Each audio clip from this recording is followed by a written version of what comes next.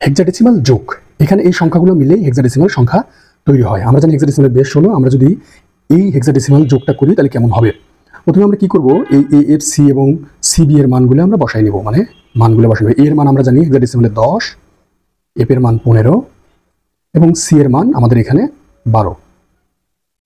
9 আমাদের 9ই থাকবে, সি এর মান আমরা এগেইন জানি 12 এবং বি এর মান 11।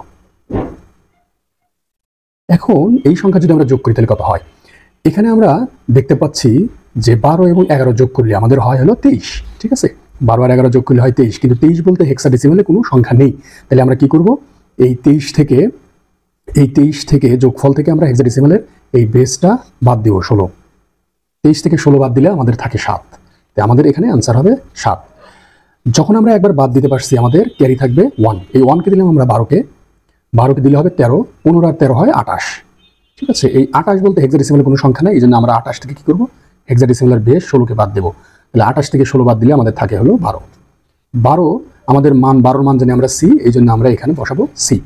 যেহেতু আমরা একবার বাদ দিতে পারছি আমাদের ক্যারি থাকবে 1, এই 1কে দিলাম আমরা এই 9 এর ভিতর, তাহলে হবে 10। 10 10 হয় 20। 20 বলতে হেক্সাডেসিমালে কোনো সংখ্যা নেই, এই জন্য আমরা কি করব, এই 20 থেকে হেক্সাডেসিমালের বেস 16কে আমরা বাদ দেবো, দিলে কত হয় 4। এই 4কে বসাবো আমরা এখানে। যেহেতু আমরা একবার বাদ দিতে পারছি আমাদের ক্যারি থাকবে 1।